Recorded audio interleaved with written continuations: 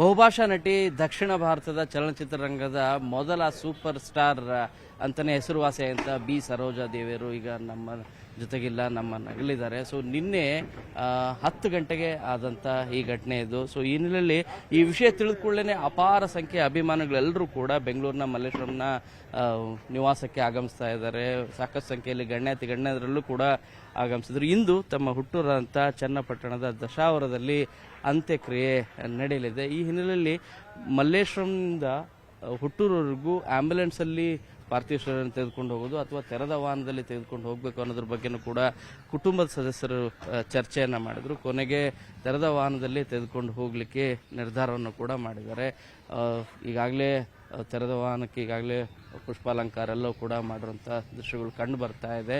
CM Siddaramaiah ಅವರು 10:30ಕ್ಕೆ ಆಗಮಿಸಲಿದ್ದಾರೆ, ಅಂತಿಮ ನಮನವನ್ನು ಸಲ್ಲಿಸಿದ್ದಾರೆ. ಅದಾದ ನಂತರ 11 ಗಂಟೆಗೆ 11ರಿಂದ 11:30 ವೇಳೆಗೆ ಈ ತೆರೆದ ವಾಹನದಲ್ಲಿ ಬಿ ಸರೋಜಾದೇವಿಯವರ ಪಾರ್ಥಿವ ಶರೀರವನ್ನು ತೆಗೆದುಕೊಂಡು ಹೋಗ್ತಾರೆ. ಮಾರ್ಗ ಮಧ್ಯದಲ್ಲಿ ನಾಗರಬಾವಿ ಮತ್ತು ಎಲ್ಲೆಲ್ಲಿ ಪ್ರಮುಖ ನಗರಗಳು ಬರುತ್ತೆ ಚನ್ನಪಟ್ಟಣದವರೆಗೂ ಕೂಡ ಅಲ್ಲಿ 5 ನಿಮಿಷ 10 ನಿಮಿಷಗಳ ಕಾಲ ಅವಕಾಶವನ್ನು ಮಾಡಿಕೊಡ್ತಾರೆ. ಇನ್ನು ಹುಟ್ಟೂರ ಅಂತ ದಶಾವರದ ದಲ್ಲೂ ಮತ್ತು ಚನ್ನಪಟ್ಟಣದಲ್ಲೂ ಕೂಡ ಕೆಲ ನಿಮಿಷಗಳ ಕಾಲ 10 ನಿಮಿಷಗಳ ಕಾಲ ಅಂತಿಮ ದರ್ಶನಕ್ಕೆ ಅಲ್ಲಿರುವಂಥ ಜನರೆಲ್ಲರಿಗೂ ಕೂಡ ಅಂತಿಮ ದರ್ಶನ ಮಾಡಲಿಕ್ಕೆ ಅವಕಾಶವನ್ನು ಮಾಡಿಕೊಡ್ತಾರೆ ಅನ್ನುವಂಥ ಮಾಹಿತಿ ಲಭ್ಯ ಆಗ್ತಾ ಇದೆ.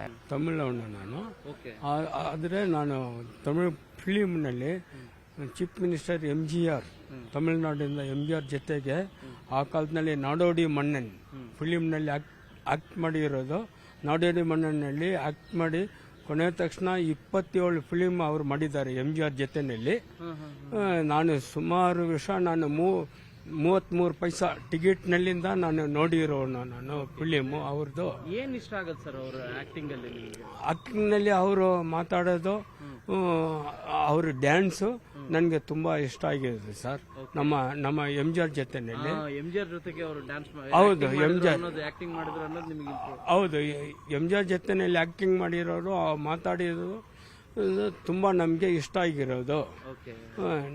ನಮ್ಮ ಶಿವಾಜಿ ಗಣೇಶನ್ ಸರ್ ಹತ್ರ 22 ಫಿಲಿಮ್ ಮಾಡಿದ್ದಾರೆ. ಅವರು ಭಾರಿ ಚೆನ್ನಾಗಿ ಮಾಡಿರೋದು. ಆ ಫಿಲಿಮ್ನಲ್ಲಿ ನೋಡುವಾಗ ಇನ್ನ ನೋಡ್ತಾ ಇರಬೇಕು.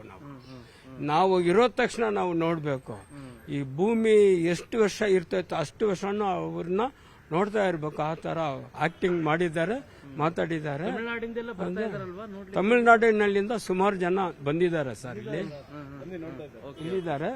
ತಮಿಳುನಾಡಿನಿಂದ ಸುಮಾರು ಜನ ಬಂದಿದ್ದಾರೆ. ಇಷ್ಟೊಂದು ಜನ ಅವರಿಗೆ ತುಂಬಾ ಬೇಕಾಗಿರೋ ಮನುಷ್ಯರು ನಾವು, ಅಭಿಮಾನಿಗಳು ನಾವು.